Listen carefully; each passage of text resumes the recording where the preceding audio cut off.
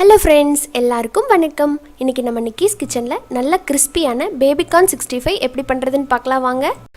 Baby corn fry பண்ணுறதுக்கு நான் இந்த மாதிரி ஒரு பாக்கெட் பேபிகார்ன் வாங்கிட்டு வந்திருக்கேன். இதை இந்த மாதிரி சீல் பண்ணி பேக்கெட்டாகவே கொடுக்குறாங்க. இப்போ இதை நம்ம கட் பண்ணி எடுத்துடலாம். பேபிகார்ன்ஸ் பார்த்திங்கன்னா உடம்புக்கு ரொம்ப நல்லது. இதை வச்சு நம்ம நிறைய ரெசிபி பண்ணலாம். இந்த ஃப்ரை ரொம்ப நல்லாயிருக்கும்.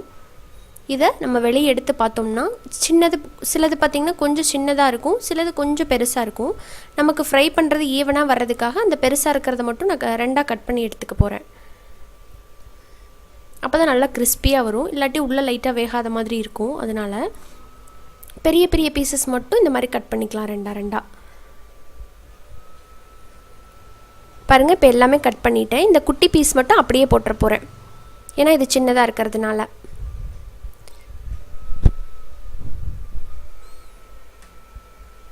இப்போ இது இருக்கட்டும். இந்த பாருங்கள், தண்ணி ஒரு பாத்திரத்தில் கொதிக்க வச்சுருக்கேன்.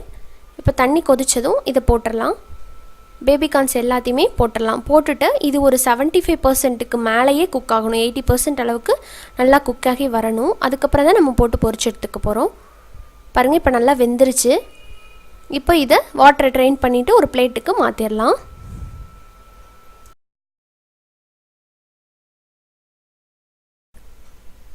கோட் பண்ணி பொரிக்கிற மாவு ரெடி பண்ணிக்கலாம். அதுக்கு ஒரு பவுலில் 2 டேபிள் ஸ்பூன் கார்ன்ஃப்ளவர் சோள மாவு சேர்த்துக்கிறேன். 1 டேபிள் ஸ்பூன் மைதா,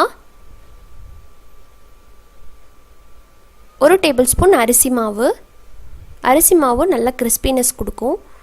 அதுக்கப்புறமா கொஞ்சமாக மிளகாய்த்தூள் ஒரு 1/2 டீஸ்பூன், அதை விட அப்புறமா காஷ்மீரி சில்லி பவுடர் கலருக்காக ஒரு 1/2 டீஸ்பூனை விட கொஞ்சம் அதிகமாகவே சேர்த்துக்கிறேன். கொஞ்சமாக இஞ்சி பூண்டு பேஸ்ட் 1 டீஸ்பூன் இருக்கும். கூடவே ஒரு 1/4 டீஸ்பூன் போல் மஞ்சள் பொடி,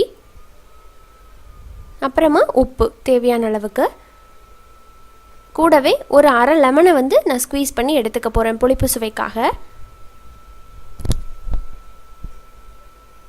சேர்த்துட்டு இது எல்லாத்தையுமே நல்லா கலந்து விட்டுக்கலாம். கொஞ்சமாக தண்ணி சேர்த்து நல்லா கட்டி இல்லாமல் கெட்டியான மாவாக கொண்டு வந்துடுங்க.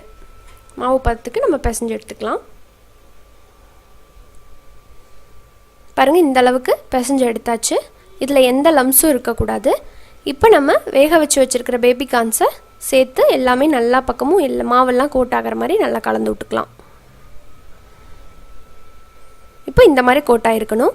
எல்லாத்தையும் கலந்து விட்டுட்டு ஒரு 15 மினிட்ஸ் விட்டுட்டிங்கன்னா ரொம்ப நல்லாயிருக்கும். அதுக்கப்புறம் பொரிச்சுக்கலாம். இப்போ இது இருக்கட்டும்.